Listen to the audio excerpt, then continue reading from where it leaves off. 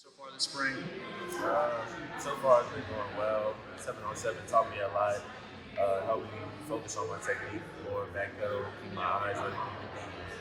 Knowing Robert Green, my head coach for 7-on-7, helped me a lot as well from the experience that he has. So that played a part in my spring so far. And then track, been running track.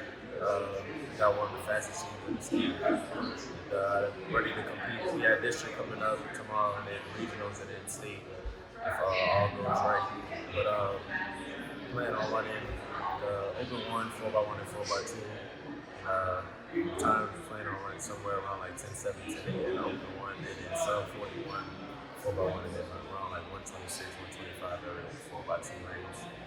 And after that, I mean, spring football, what everybody's been waiting for. I'm ready to get back in the pads. Ready to reunite back with my team, see what we're working with, and repeat. I mean, that's what everybody's been waiting to see. If we can repeat, and that's how we're going to do it. I was going to ask you about just kicking off spring ball. You guys have that magical undefeated run to the state championship. You lose some great pieces from that 2023 class, but we were just talking in New Orleans on a 7-on-7 event a couple weeks ago. The talent that's still there is pretty crazy. How is that hunger level and just the things y'all are talking about in terms of not letting up with any of it?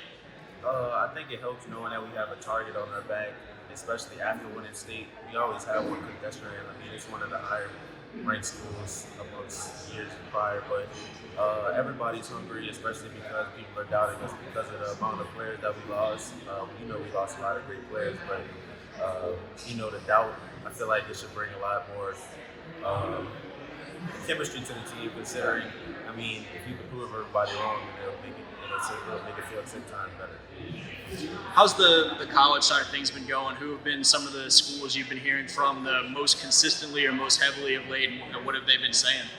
Recruiting's been going well. We're starting to settle down with a couple of schools so far that in my recruiting, but right now I've been liking Ole Miss, TCU, and Miami. Those are kind of my top 3. Those are like the top 3 schools that have been recruiting the hardest.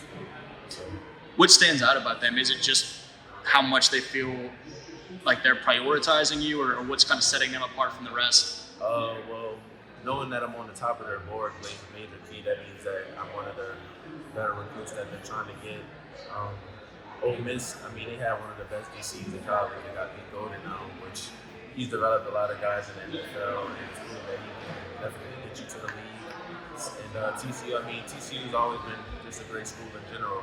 They're in a good area, and they always produce great guys as well. At Miami, I mean, they produce some of the greatest safeties ever. So I mean, they know what they're doing. And then they have Brandon Guidry, who's had one of the better defenses wherever school he's went to and coached at. Are schools primarily looking at you as like a safety or hybrid type guy, defensive mostly though?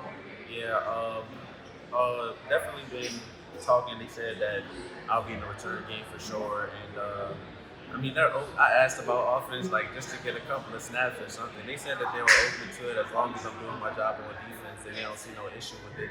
But around like the nickel area or playing at the top, whatever, I think that's that for them.